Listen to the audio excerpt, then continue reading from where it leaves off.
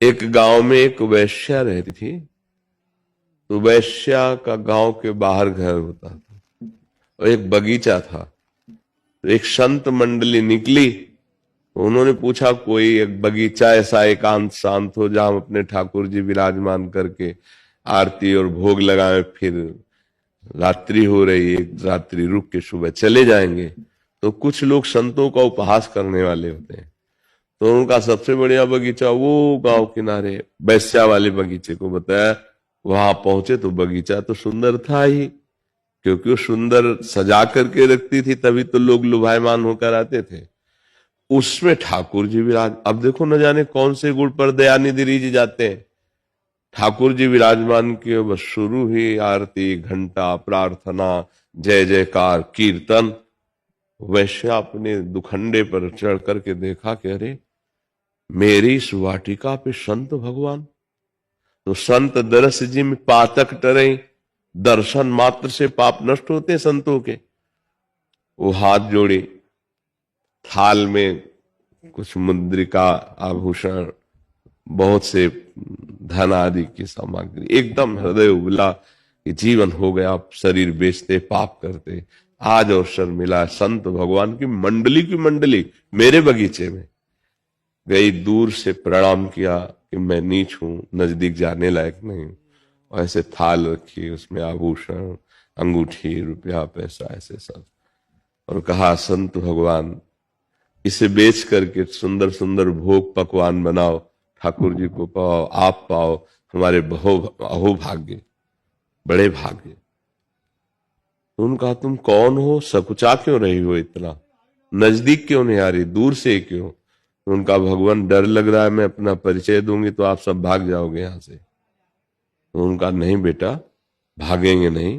पहली बार किसी ने बेटा कहा, जो उनमें बुजुर्ग संत थे, उनका नहीं बेटा, ऐसा नहीं। तो अश्रु आ गए उसके, कोई बेटा बोला ना। अब संसारी लोग तो संसारी भाव से ही। तो उनका महाराज मैं एक वैश्य हूं, जीवन भर शरीर बेचकर सब रुपया पैसा ये सब एकत्रित किया है। पता नहीं कौन से भाग्य ऐसा क्या कि आप संत हमारे बगीचे में, ये बगीचा हमारा ही है। तो उनका हम लोग तो नहीं खा सकते तुम्हारा धन, हम लोग तो नहीं खा सकते, पर हम उपाय बताते हैं, तुम्हारा परम मंगल हो जाएगा। उनका भगवान आज आपके दर्शन से मैं नियम लेती हूं, कभी भी वैश्यावृत्ति अब नहीं करूंगी। उनका ये जो धन लाई हो, इसको बेच करके एक स्वर्ण का मुकुट बनाओ रंगनाथ जी के लिए, और हम ठाकुर जी से प्रार्थना करेंगे और तुम अपने हाथ से रंगनाथ जी को मुकुट पहनाओ, बस इसी से तुम्हारा परम कल्याण हो जाएगा। अब तो उसने बहुत सुंदर जौहरी को बुलाया, जो और भी जेवर आदि थी बेची और सुंदर निर्माण कराया। अब संत वहीं रुके रहे, 2-3 दिन गांव से भिक्षा लाते वहीं रुके रहे।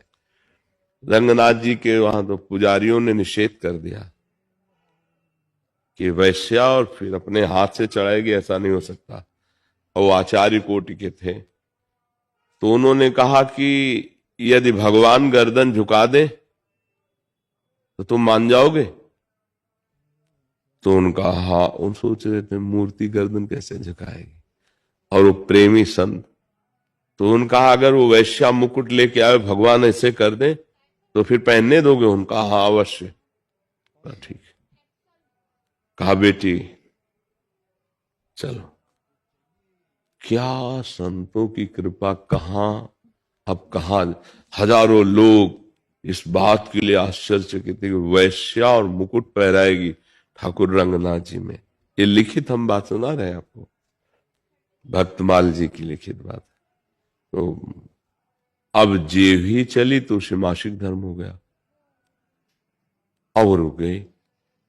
उनका क्या हुआ, बोले महाराज जी मेरा पाप प्रकट हो गया, मैं मासिक धर्म से युक्त हो गए। बोले कुछ नहीं बेटा, मेरा आदेश है। पुजारी उनका अब तो ऐसा हो ही नहीं सकता। बोले देखो रंगनाथ जी की तरफ, ठाकुर जी,